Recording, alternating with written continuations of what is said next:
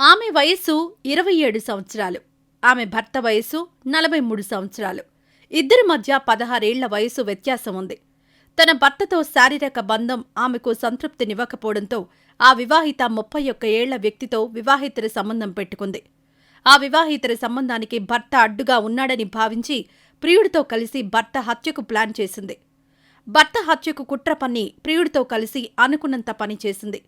ఈ ఘటన గుజరాత్లోని అహ్మదాబాద్ పరిధిలో జరిగింది. 2020 సెప్టెంబర్ 3న జరిగిన ఈ మర్డర్కు సంబంధించిన మిస్టరీని పోలీసులు తాజాగా ఛేదించారు. పోలీసులు తెలిపిన వివరాల ప్రకారం అహ్మదాబాద్లోని సర్గేజ్ ప్రాంతానికి చెందిన కింజల్, ప్రమోద్ పటేల్ భార్యాభర్తలు. వీళ్లు పెళ్లి చేసుకునే సమయానికి భార్యాభర్తలిద్దరి మధ్య 16 ఏళ్ల వయసు వ్యత్యాసం ఉంది. పెళ్లైన కొన్నాళ్లు ప్రమోద్తో కింజల్ అన్యోన్యంగానే ఉంది. కానీ కొన్ని నెలలకే భర్త ప్రమోద్ తనను సంతృప్తి పరచలేకపోతున్నాడని కింజల్ తీవ్ర మనస్తాపం చెందింది. భర్తతో ఈ విషయంలో గొడవలు జరిగాయి. ఆ సమయంలోనే కింజల్కు 31 ఏళ్ల వయసున్న అమృత్ పరిచయమయ్యాడు.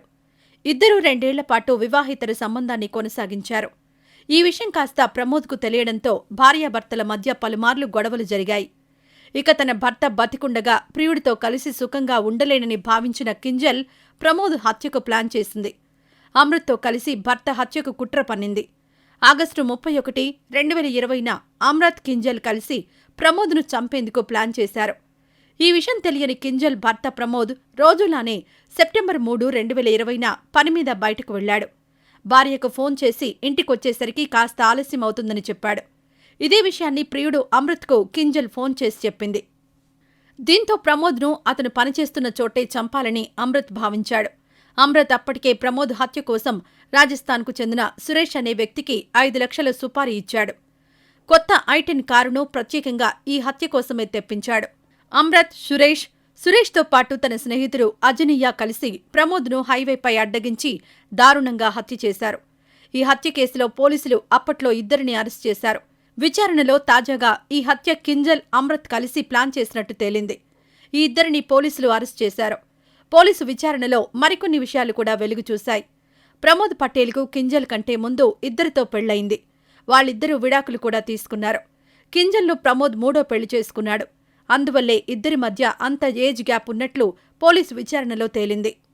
ఇక ఇదిలా ఉంటే పెళ్లి ఇష్టం లేదనే సాకుతో భర్తలు, కాబోయే భర్తలను కిరాతకంగా హతమార్చుతోన్న యువతుల ఉదంతాలు పెరుగుతుండడం కలకలం రేపుతోంది.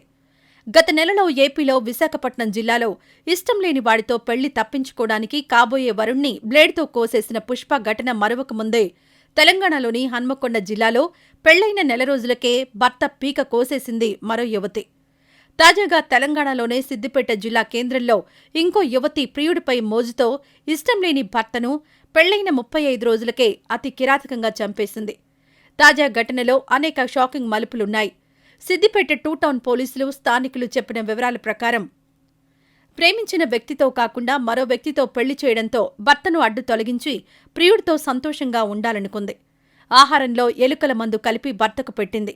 దాన్ని తిని అనారోగ్య సమస్యలు వచ్చినా ఆసుపత్రిలో చికిత్స పొంది భర్త తిరిగి రావడంతో ఇంకో పథకం వేసింది. వేరే ఊరికి వెళ్దామని చెప్పి భర్తను బయటకు తీసుకువెళ్లి ప్రియుడు అతని స్నేహితులతో కలిసి చంపించింది. బయటి వాళ్లకు ఛాతీ నొప్పితో చనిపోయాడని చెప్పి నమ్మించాలని చూసింది. చివరకు అసలు విషయం తెలియడంతో కటకటాల పాలైంది. పెళ్లైన 35 రోజులకే జరిగిన ఘటన సిద్దిపేట 2 టౌన్ పోలీస్ స్టేషన్ పరిధిలో జరిగింది.